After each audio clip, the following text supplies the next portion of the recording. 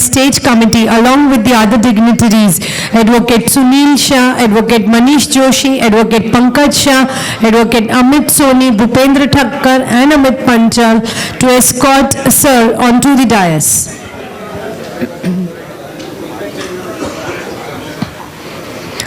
Sir, we are really grateful to have you here. Sir is a former partner of Ernst & Young Tax and Regulatory Service Practice. He is a chartered accountant and lawyer by qualification and has more than 30 years of experience in advising clients on taxation, exchange control, insolvency, and corporate laws.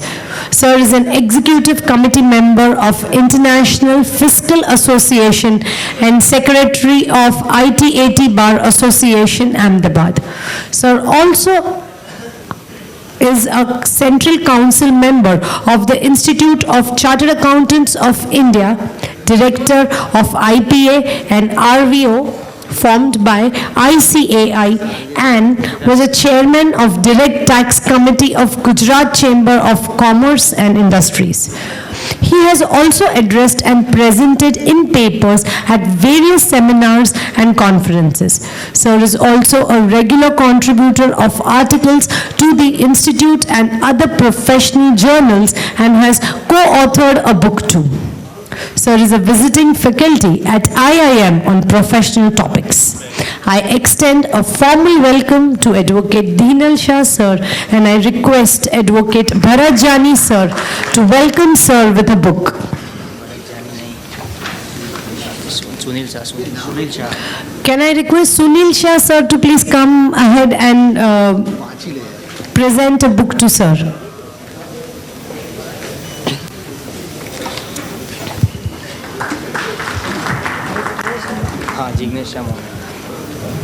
I now request Advocate Jignesh Shah sir to welcome sir with a memento.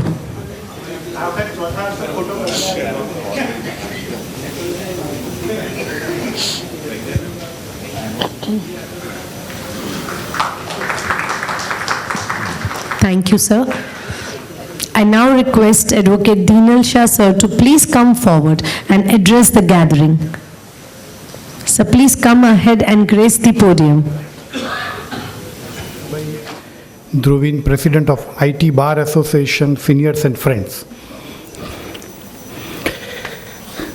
Let me first of all thank both the association for giving this opportunity to again learn, particularly after the amendment made in the Finance Bill of 2023 about benefits of perquisites, either under Section 28 or 194R, the TDS obligation which was introduced in the last budget.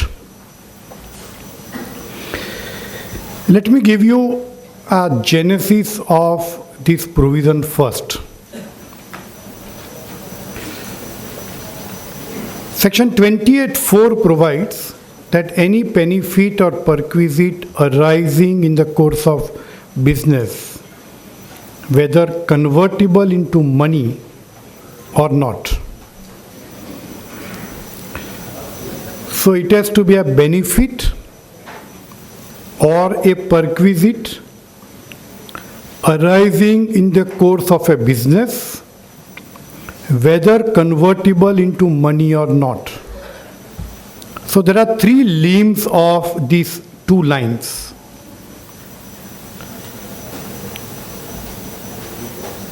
What is benefit and perquisite? The same terminology used in Section 17(2) when you go to employees, the benefits of perquisites in the course of employment.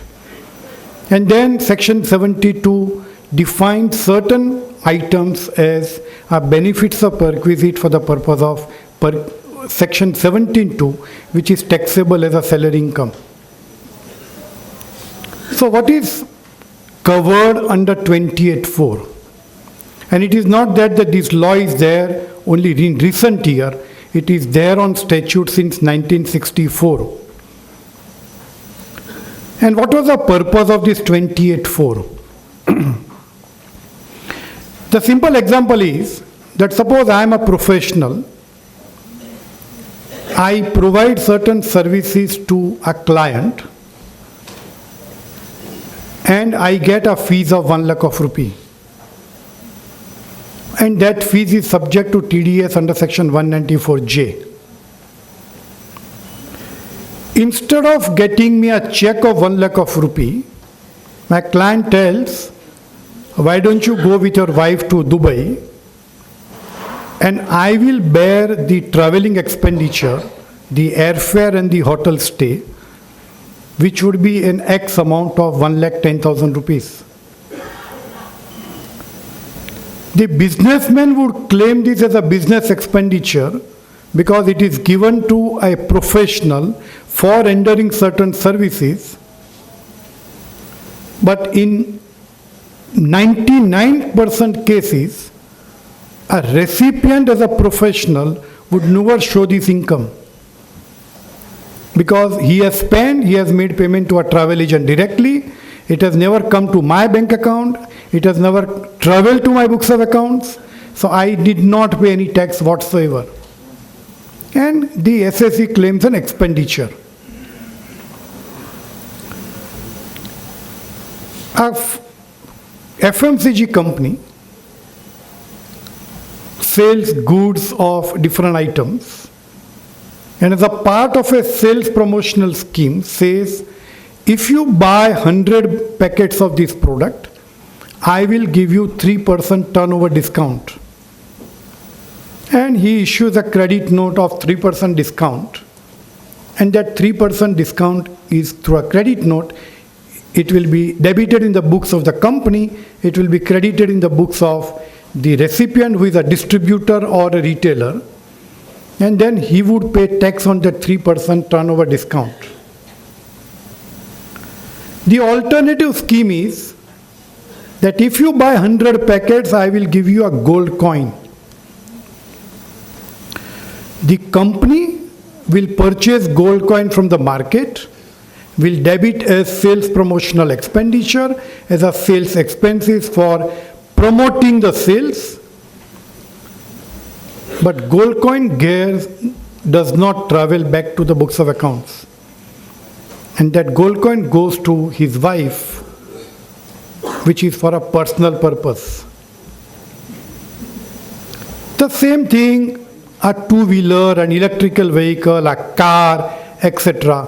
All these Rajpath, Kanavati Sports Club, huge, the Sunday events, and you get large number of gifts.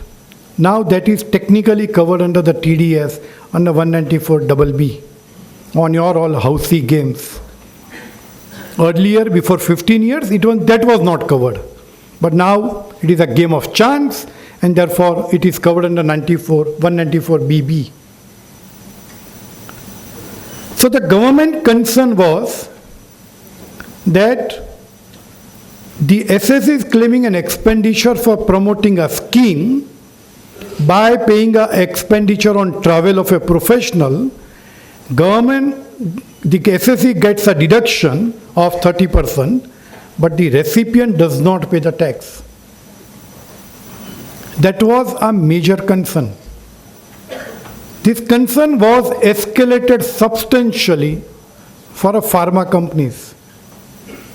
Pharma companies across the world encourages doctor to prescribe their own medicine, and in consideration of that, they are given certain benefits, either in the form of an overseas travel, either in the form of a domestic travel, either in the form of giving computers to his dispensary, in the form of some equipment at his dispensary, whatever. You can name amount from 1 rupee to a crores of rupees, depending upon the pharma company benefit on the prescription of the drugs.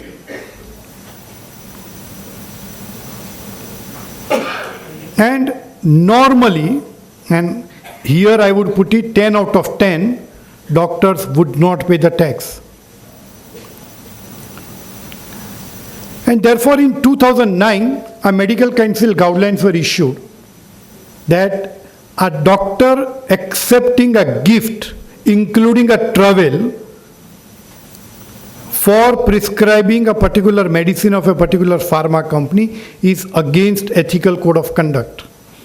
And therefore, he would be subject to disciplinary action by the medical council. But normally in doctors' fraternity, unlike chartered accountants, the disciplinary actions are very, very low. And normally everybody gets away from such actions. Based on this, in 2012, the CBDT issued a circular to say that any expenditure incurred in violation of a medical council guidelines would not be eligible for deductions under Section 37. And then the litigation started between the department and the taxpayer. There are some judgments which are in favor of a taxpayer to say these guidelines only applicable to doctors, it does not apply to a company on a literal interpretation, and therefore certain high courts have taken a favorable judgment. Certain high courts and tribunal too can adverse judgment to say in spirit it is applicable to both, and therefore guidelines and the circular is applicable. The matter traveled up to Supreme Court in Apex Lab, and the Supreme Court said in spirit it is applicable to both, and you can't take a literal interpretation that it will only apply to a company and not to a recipient. And therefore, any expenditure incurred in violation of a medical council guidelines would not be eligible for deductions under Section 37 because it is treated as against public policy. If you are aware, and all of you would know, that explanation 1 was added under 37(1) after the Bombay Tribunal judgment of Pranav Construction, where speed money was given to certain gundas, a protection money in Bombay to our builders, and which Bombay Tribunal allowed that expenditure because it is out of business commercial expediency. To overcome this, the law was amended, explanation 1 to 37(1), that any expenditure incurred against public policy is not allowed as a deduction. And therefore, Supreme Court in Apex Lab said, and Supreme Court went a step further, forget 2012 circular, any expenditure incurred post 2009, the date on which the medical council have issued a guidelines, everything will not be eligible for deduction. Based on that, a law was amended under 37(1) specifically to provide any such medical guidelines which are violated by the taxpayer would not be treated as expenditure in compliance with law. It will be treated as expenditure against public policy and therefore will not be eligible as deductions under Section 37(1). So this was one of the major issue or escalation of 28(4). The second concern of the government was on free medical samples. Government felt that pharma companies distributes free medical samples in a substantial quantity at nil consideration. The doctors uses this for giving to the patients, and this is neither tax at the recipient hand, it is getting deduction at the end of the company, but it is not tax in the hands of the recipient, and therefore, in the opinion of the government, this is also a benefit or perquisite. There is an old household law judgment, a Polk versus Owen, and it's an interesting judgment. What is benefits or perquisites? I travel on the cost of my client to Bombay and I get a reimbursement of 10,000 rupees an airfare. Whether it is a benefit or perquisite in my favor, the answer is no. Benefit or perquisite in general sense, in a commercial parlance, means something which is benefiting going to my pocket, a personal benefit to me. An employer giving a rent-free accommodation to an employee, is it a benefit or perquisite? The answer is yes, because it is giving a personal benefit to an employee. So my salary is for working for the company, for providing services to a company, but in addition to that what I get, which goes into my pocket, is a benefit or a perquisite in the course of business.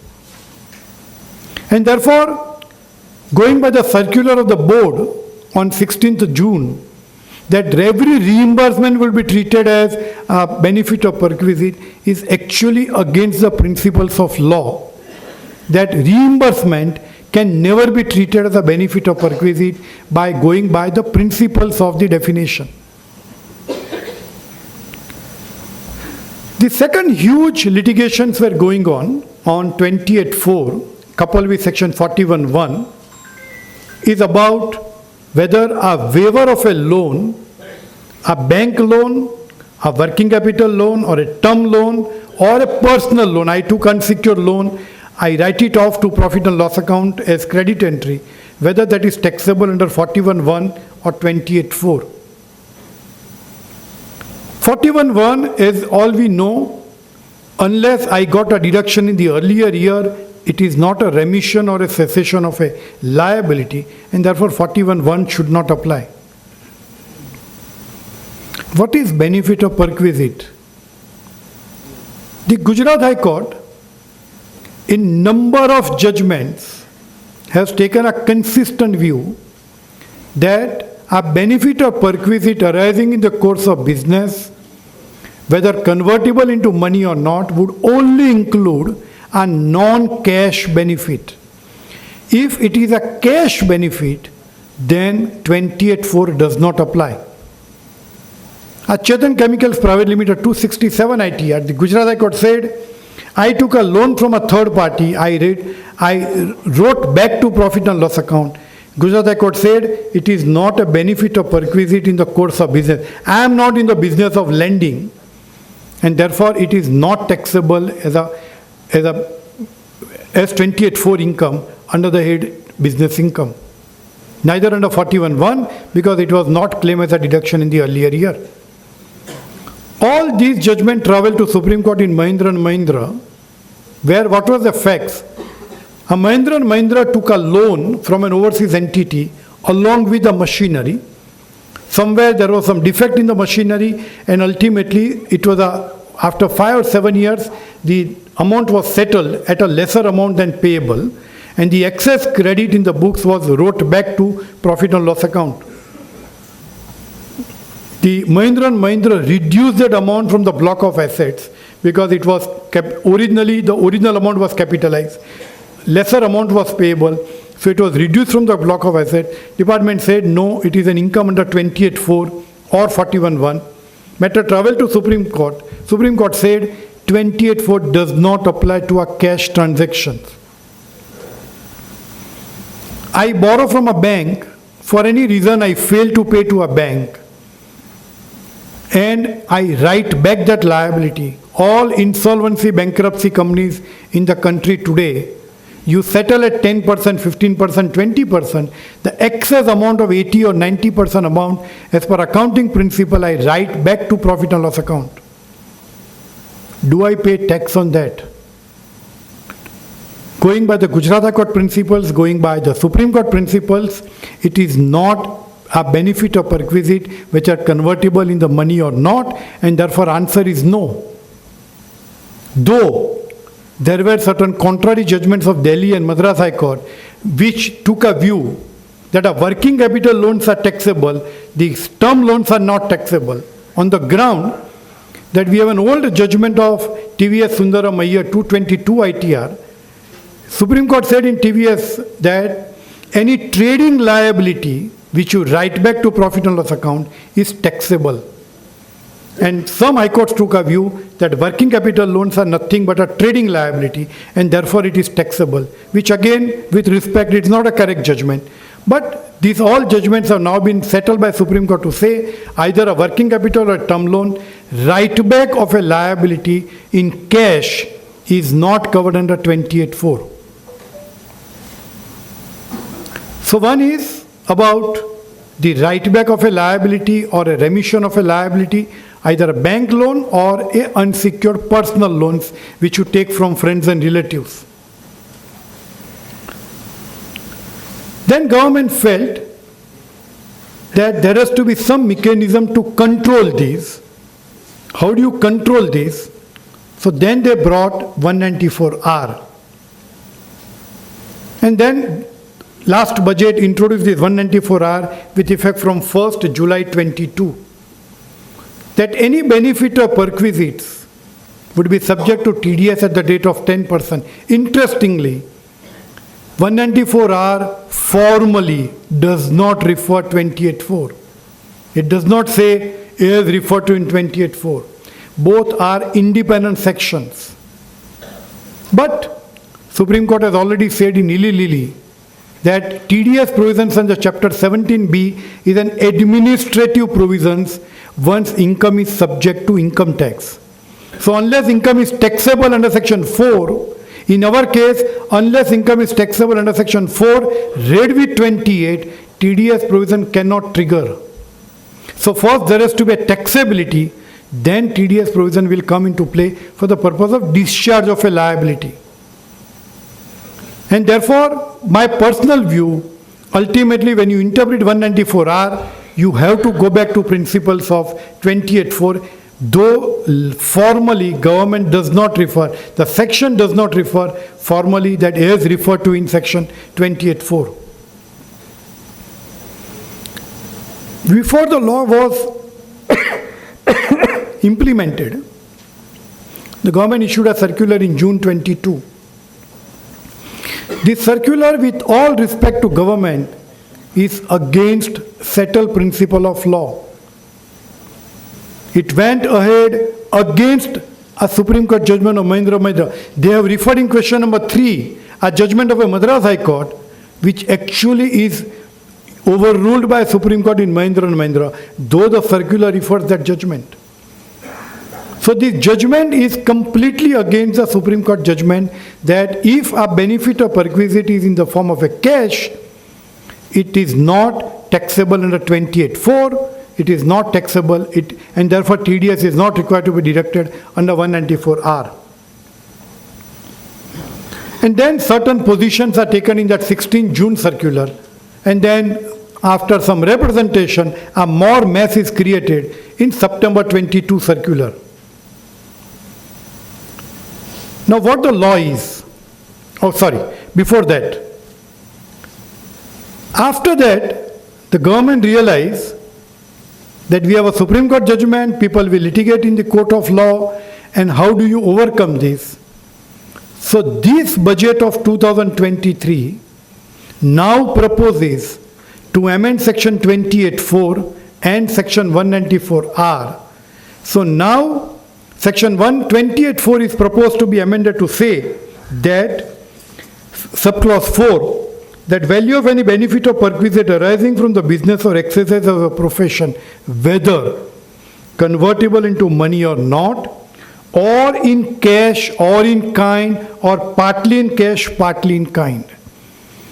So in other words, now Supreme Court judgment of Mahindra is proposed to be overruled by virtue of 28.4. This amendment is effective from financial year 23-24. It is not applicable up to March 23. Corresponding amendment is made in section 194R by inserting an explanation to say the same definition is inserted in 194R explanation, which is also effective from 1st April 23, which is financial year 23-24, assessment year 24-25.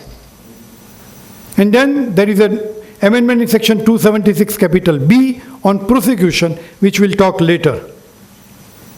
So now what is the law? Up to financial year 22-23, the benefit or perquisite does not include any amount in the form of a cash. It only includes in the form of a kind. And therefore, I have Supreme Court judgment in relation to my submission, including series of Gujarat High Court judgments.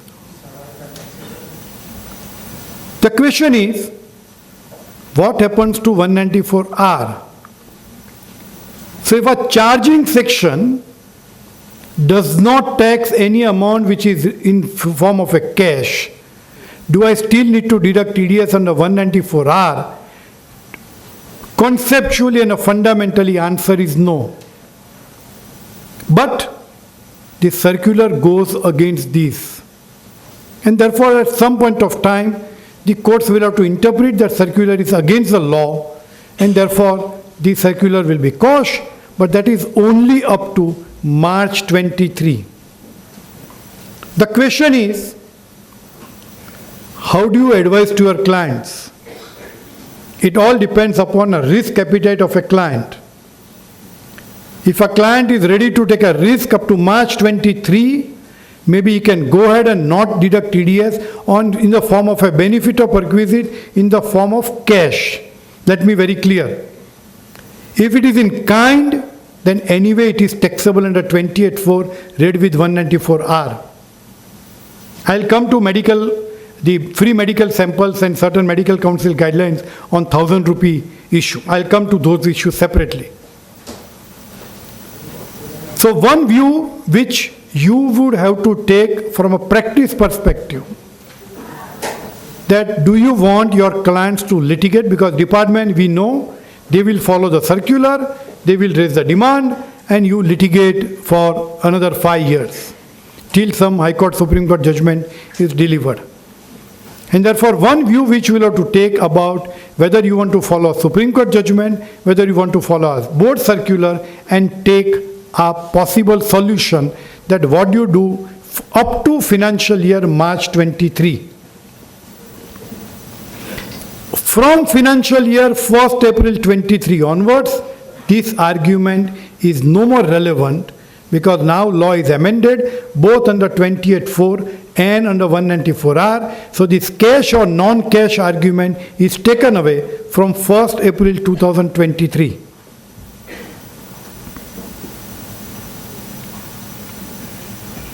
Let me take few situations.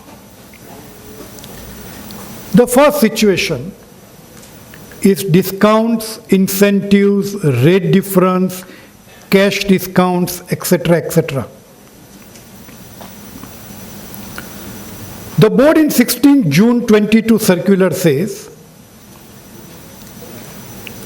that sales discount or rebates are actually in the form of a benefit, but we are giving you a mercy, you please don't deduct TDS. And that's an exact language government is used. To avoid any practical difficulty to a businessman, please don't deduct TDS. But otherwise, principally, it is a benefit and perquisite, which in my respectful submission is a wrong interpretation, but anyway, that's a government. What about incentive? Incentive, the circular specifically says on incentive, it is a benefit or perquisite and therefore it is required to be subject to TDS. Now what is discount and what is incentive? The terminologies could be exchanged either way and one could use this language across the business. My personal view and going by the board spirit, the circular spirit, that any amount which you give to a customer or a distributor on a standard basis to everybody, that is a discount. But if you give somebody in addition to discount based on my performance, that if I purchase 100 box, I will give you 3 rupees extra. If I do this, I will give you 2 rupees extra. If I do this, I will give you a gold coin. Then that is an incentive for a performance. Now, whether you give incentive through an invoice or through a credit note, it's a methodology. But if it is related to a performance, I would put it is an incentive. If it is a standard practice, in many businesses today in the market, there are standard discounts which are allowed in the invoice itself. 10%, 20%, 30% on the MRP. These are all standard discounts. The board also recognizes that it is a lesser realization of the sale proceeds. Therefore, it cannot be treated as benefit of perquisite. Do not deduct TDS on discounts. But my only submission is that though it is an incentive, if you color it as a discount in the credit note, it is prone to litigation. And therefore, ultimately, because whether it is discount or incentive, from a 37(1) perspective, it has to be backed by your sales promotional schemes. It has to be backed by your circulars. And your salesman and marketing staff doesn't understand this. They will go by what they understand from a business perspective. And therefore, whenever you advise your client, please go back to underlying circulars, underlying communication made to our customers, that whether it is incentive, whether it is discount, and then take a view that whether it is subject to TDS or not. All this is subject to the earlier principle up to 23 and post 23. Rate difference or a free goods. Rate difference, I would believe, should not be under 194R, it should be under 194Q, because there is already a separate section available for purchase and sale of goods. There is already a circular of the department of 194Q for rate difference and subsequently, and therefore it should not fall into R, it should fall into Q, and therefore rate difference is not a challenge. A free goods. A free goods is a part of an invoice that if you buy 10, I will give you 2 free. My average price is reduced. The board itself clarifies that there is no need to do any TDS because it is a lesser realization of the sales price and therefore you are not required to deduct TDS. Free samples of the doctors.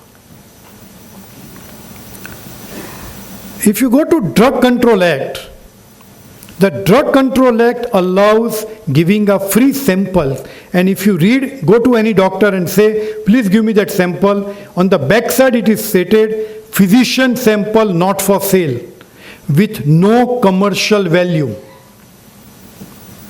Now if it has no commercial value, where is the question of benefit of perquisite? How do I deduct TDS? How do I account in the books of the recipient? How will doctor account? Suppose your client is a doctor, he gets 100 medicines of a particular drug as a free sample. How do I account in my books of accounts? Do I credit income and debit inventory with zero value? Because it has no commercial value. I can't go and sell. Officially under Drug Control Act, I can't go and sell this product. How will I account? What will happen to a notional amount of GST?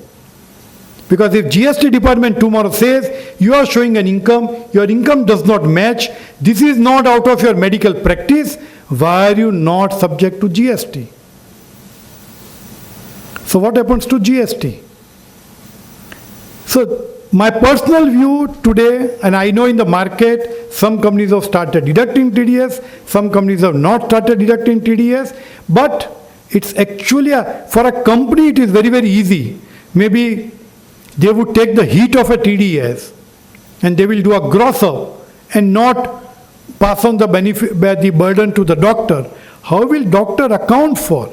I don't have an answer to this. How do I account in the books of accounts? Or I don't do anything in the books of accounts. I just do in my separate computation of income that what value. Because under the circular, the valuation rule says that if I buy a particular product and pass on to a customer, then the purchase price, but if I manufacture, then it's a manufacturing price. So I will also have to pass on that manufacturing price to a doctor. So doctor would also come to know what is a margin. Because now he knows that on manufacturing price he has to pay tax. And therefore he will know that manufacturing price is 10, product is sold in the market at 100, there is a 90 rupees margin which the company makes. So this is one practical challenge as far as free samples are concerned. The third item, under the Medical Council guidelines, as an advisory or a recommendatory, they have said that if you give a gift less than 1,000 rupees as a brand promotion or a brand value, then that is not unethical. And if it is not unethical, it does not fall into 37(1), because then it is not against the Medical Council guideline, and therefore it is 37(1) expenditure. The question is it a benefit or perquisite? My personal view again, and let me take this example along with 2 or 3 customary practices. In Diwali, many companies give the dry fruit box, the sweets, etc., including certain high jewelries. Whether it is a benefit or a perquisite in the course of business. Again, if you give to an individual, and this here one distinction one will have to draw between a doctor and a non-doctor customer.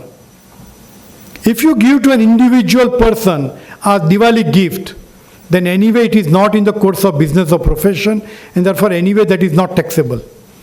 In any customary gift, you have an old circular of the CBDT that anything on puja or Diwali, if you give a customary gift which is reasonable, then it is allowable as an expenditure.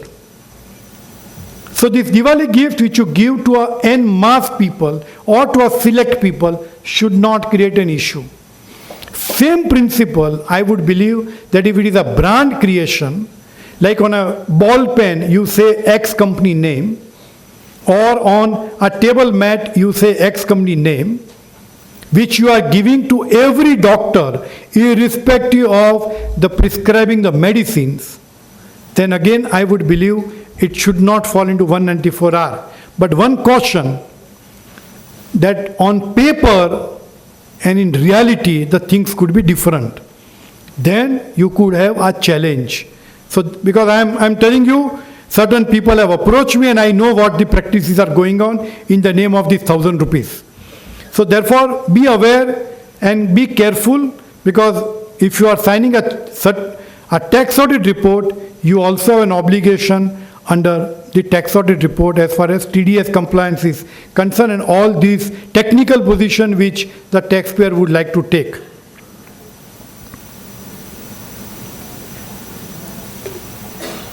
Waiver of a loan and a bad debts.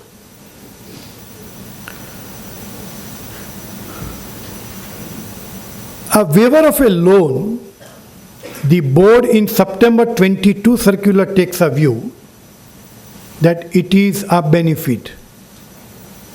So if I borrow from X bank and if I fail to pay to that bank, it is a benefit to me. And therefore bank should have deducted TDS.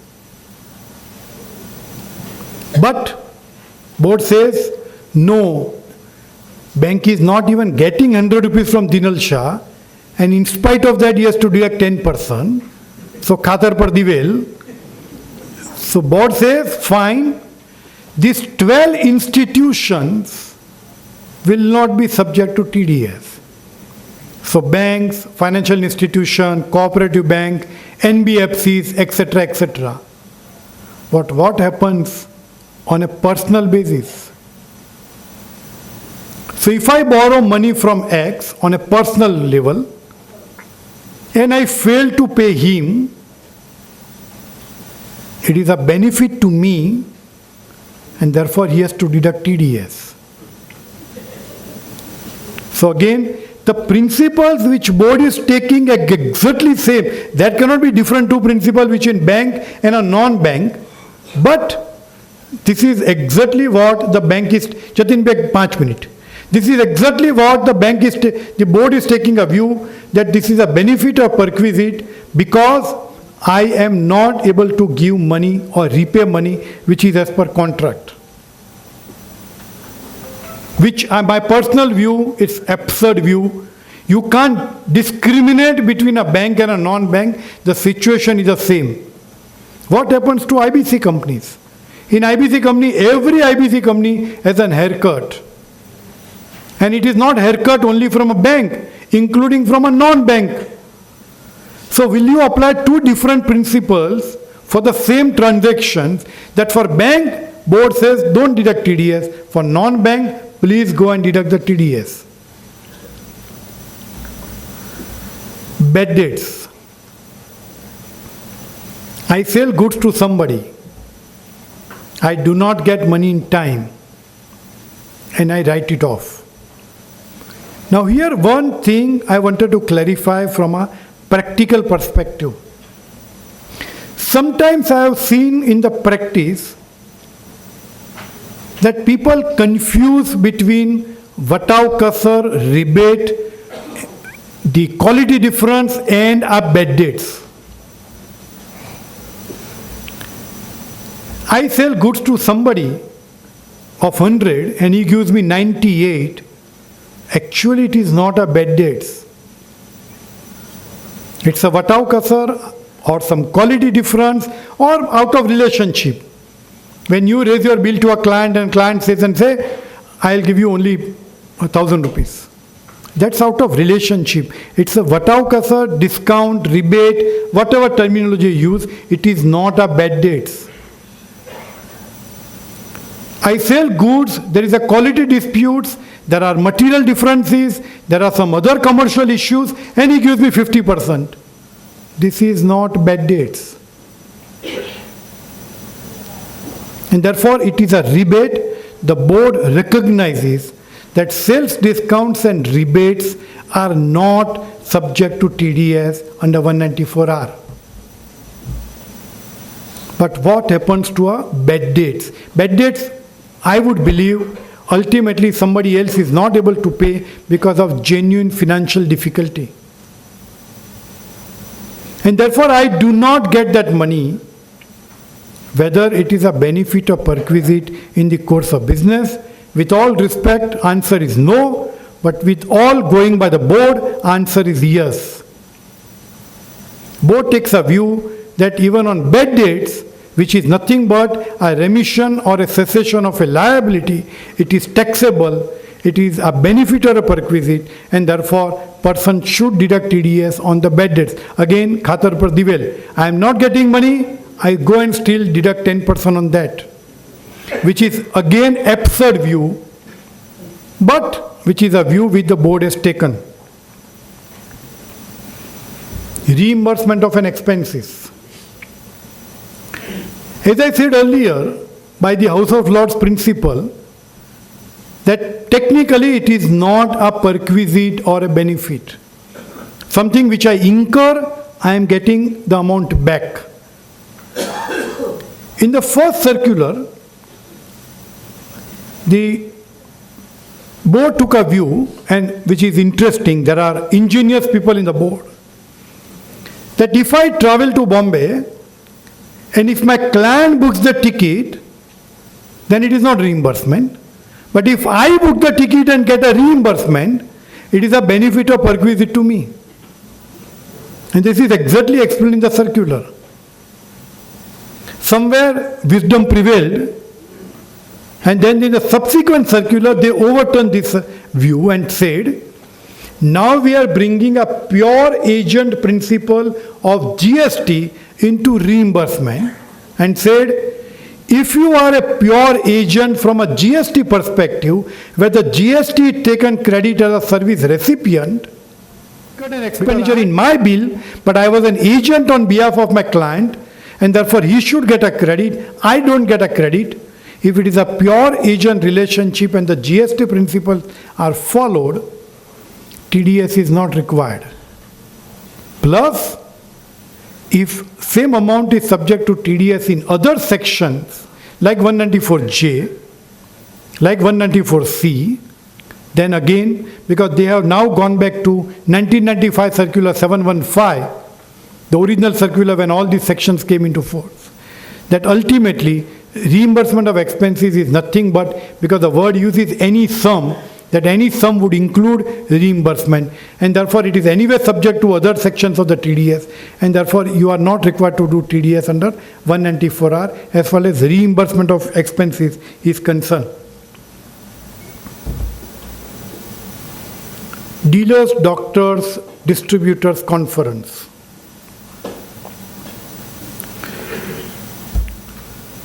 A FMCG company organizes a seminar, a conference, doctors conference, distributor conference.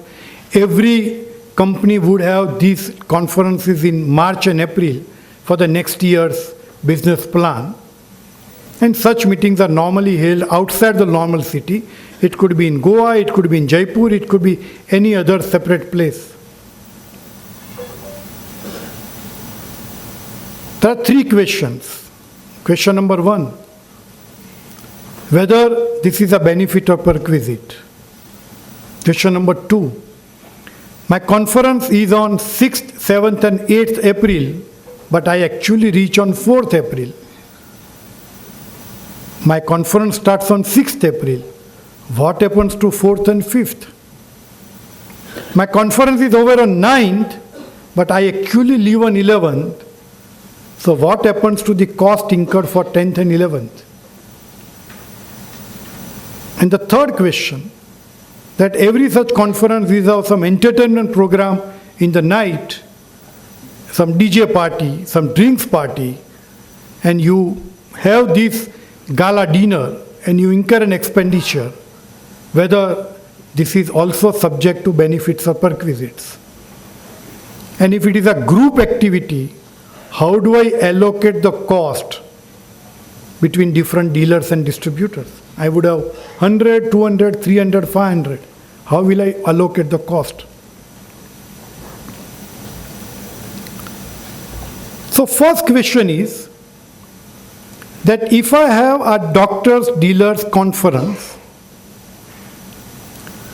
for where generally everybody is called, and the second circular clarifies that generally means, it does not mean that all dealers have to be called. I only have a conference for north dealer, south dealer, west dealer, central dealer. Then that is also fine. It should be for company's promotion of products.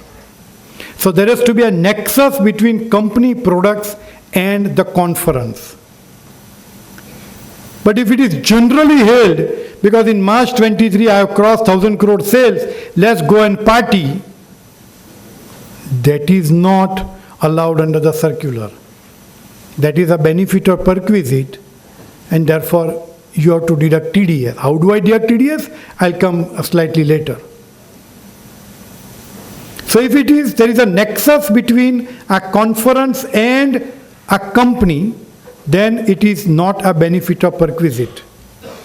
But if you only call, many pharma companies sends doctors to different medical seminars, select doctors, then that is not allowed. That is again a benefit or a perquisite.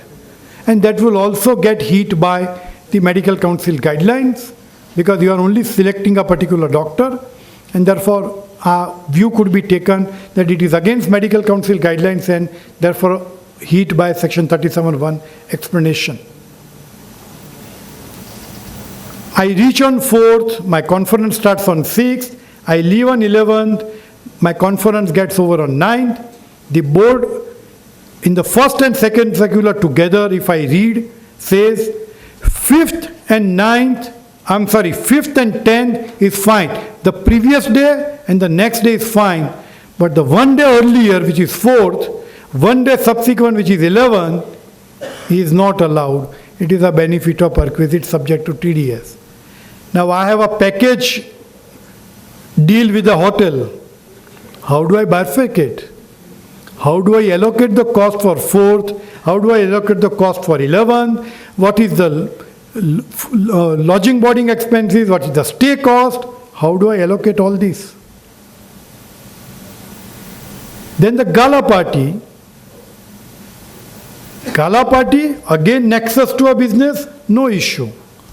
But if it is a pure entertainment program, then no, it is a benefit or perquisite. And then the height you should see now. The board says, if it is difficult for you to find out individual cost and therefore an application of a TDS, as an alternative, don't claim this as an expenditure. We will not treat you as assets in default.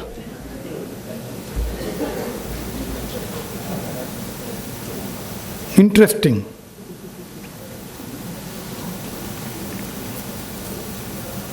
In every assessment, in the past, at least when I started, officer would say, please give me logbook. For car. This is like you have to now keep hotel stay, which day he went, which day he left. How do I calculate all this?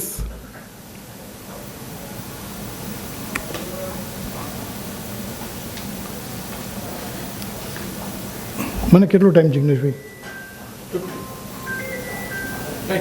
10 minutes. Bonus or a right issue.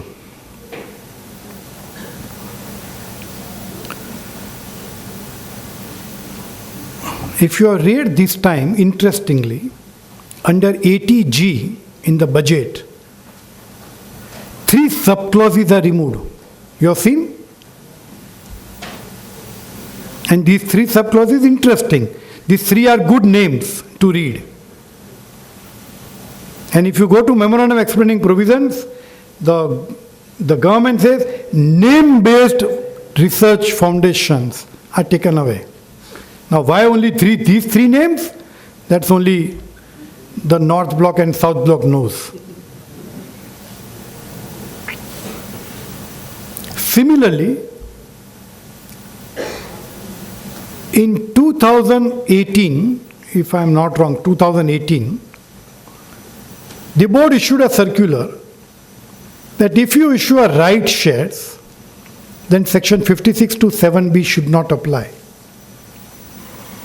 Exactly in 2 weeks' time, the circular was withdrawn because of the National Herald case.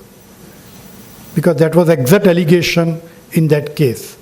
And if circular was there, National Herald would have got the benefit. Interestingly, in this circular, now, in September 22 circular board says that if you issue bonus shares or right shares, it is a benefit or perquisite. I just fail to understand that a company issuing bonus or a right share to every shareholder, where is the question of benefit or perquisite? My intrinsic value of share from yesterday and today remains exactly same. It does not change even a 1 rupee. Yesterday my value was 2,000. I have 1:3 bonus shares. My value becomes 500. I neither get 1 rupee more, neither lose 1 rupee less. Where is the question of benefit or perquisite? A right share is a subscription at a particular rate which is available to every shareholder. Again, where is the question of benefit or perquisite?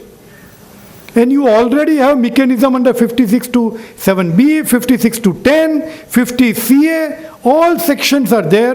Why do you want to again complicate? And interestingly, now says, bonus or right is a benefit or perquisite, but it will not apply to company in which public are substantially interested. That means listed entity.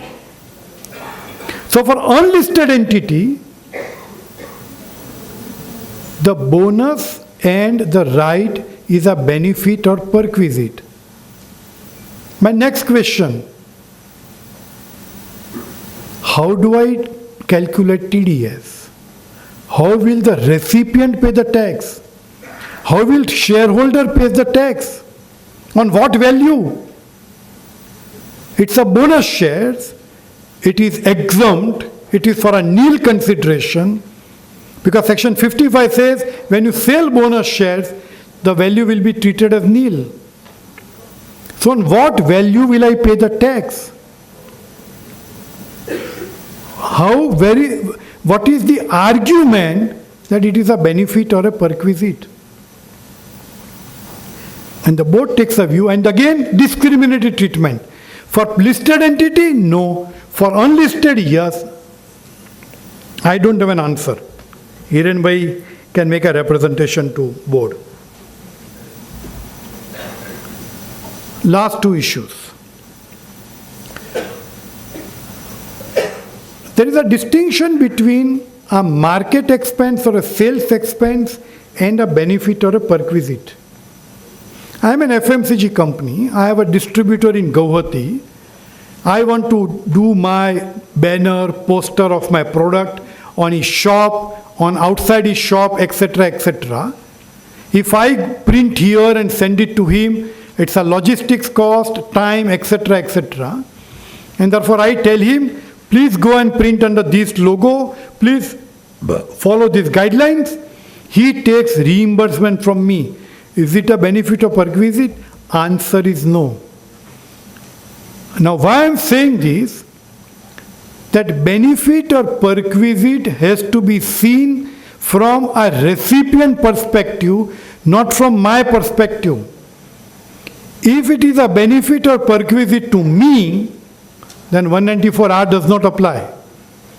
It has to be in favor of a recipient and not in favor of a payer as far as the benefit or perquisites are concerned. Last issue. All these online sales, e-commerce sales, everybody gives you gift vouchers. You buy an ICICI Bank, HDFC card, you get credit points. You get vouchers. You get certain cash incentive, non-cash benefits, etc., etc. How will I comply 194R?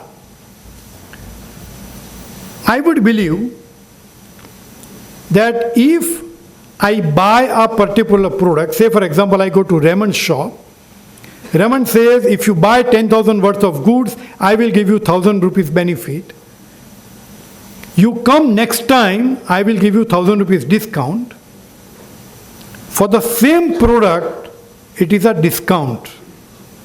And therefore, it should not be a benefit or a perquisite. It should not be subject to TDS. But if I say, you buy 10,000 rupees of Raymond's cloth, I will give you a perfume bottle of X company, then that is a benefit or a perquisite. And therefore, to that an extent, it will be subject to 194R compliance. And the last, what is in the course of business? So when you say in the course of business has to be from the recipient perspective. So if I go and sell a product to an end customer, there is no question of 194R, no question of 28.4. But if I in a supply chain, I have a distributor, I have a stockist, I have a retailers, I have a dealers who are purchasing goods and distributing on my behalf, all this supply chain would come into place as far as the benefits in the course of business or profession. The same principle will hold good. Why it is applicable to a doctor? Because doctor is getting this benefit in the course of exercise of his profession. The first example which I gave, that I get a benefit of a Dubai ticket, I got because I am a professional. But if I get not as a professional out of relationship, then it may have a separate consequences under 56 to 10 or allowability of expenditure under 37.1, but it cannot fall into 28.4 or 194R. So in nutshell, March 23, I know that, and many of my clients are resisting, and that is what I am repeating again. For March 23, particularly for incentives, please ensure to deduct TDS unless you want to go by a Supreme Court judgment and take a litigation. But at the same time, you will need some backup to say why you are not deducted TDS from a tax audit report perspective. Because if an auditor insists that why you are not deducted TDS and therefore I will disallow this expenditure, at least you need some backup to say because of this 1, 2, 3 reason I have not deducted. So all these incentives, all these free goods which falls into the benefit of perquisite from a legal perspective, unless you want to get covered by Supreme Court, you will have to advise your client appropriately. Thank you.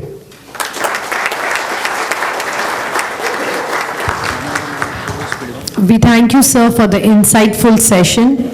At this instance, we would like to felicitate the dignitaries on the dais at the hands of our eminent speaker, Advocate Dhinal Shah, sir. Sir, may I please request you to present Advocate Dhinal Shah, sir, with a memento, followed by Advocate Dhinal Shah,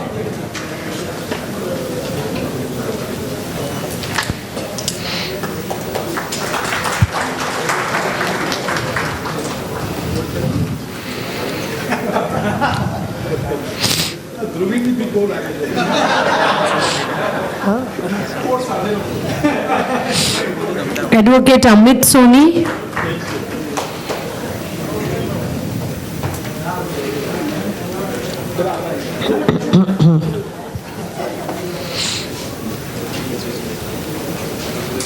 Advocate Manish Joshi,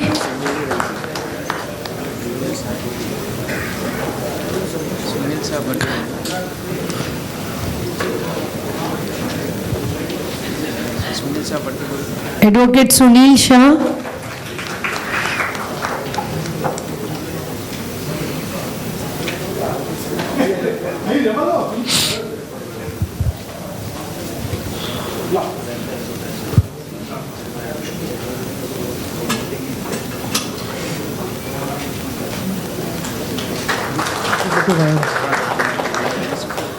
Advocate Pankaj Shah,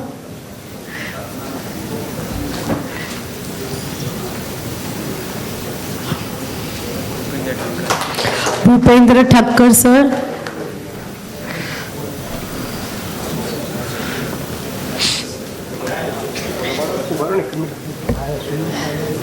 and Amit Panchal, sir.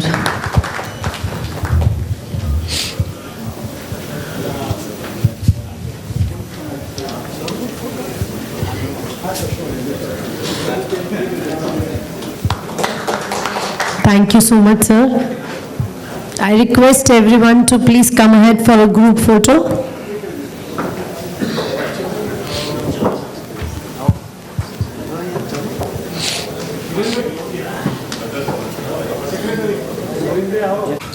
As far as,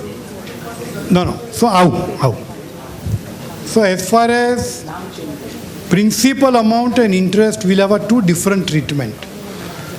Principal amount, Gujarat High Court in Chetan Chemical says, I am not in the business of lending and therefore it is not taxable. Interest amount will be subject to 43B and 41(1). If I have already claimed deduction, if it is 43B bank, then I will have to pay tax. Subject to 41(1), 43B. Principal amount I would still believe should not get taxed, not on the cash argument after the amendment, but it is not arising in the course of business or profession. This Gujarat High Court in 267 ITR actually holds this view. Because otherwise, let me go up one last situation. If I give an interest-free loan to somebody,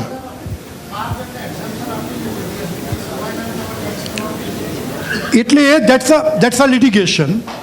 Board કહે છે કે TDS કાપો, my personal view જરૂર નથી, but it's a litigation issue.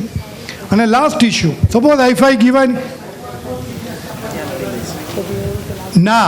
board no June 22 ના circular first question એવું લખે છે, એક સેકન્ડ, June 22 circular એવું ચોખ્ખું લખે છે, સામેની વ્યક્તિને ટેક્સ લાગે કે નહીં એ તમારે જોવાનું નહીં. એટલે આ બધા ઇટ્સ અ ઓપન ક્વેશ્ચન. અને લાસ્ટ ઇસ્યુ, હું કોઈને ઇન્ટરેસ્ટ ફ્રી લોન આપું, ઇઝ ઇટ બેનિફિટ? બરાબર. સુપ્રીમ કોર્ટ એક્સેલમાં કહે છે કે ખાલી real income is taxable under 28(4) and not hypothetical income. Again I would believe કે ના થાય. Thank you so much, sir, for addressing the question.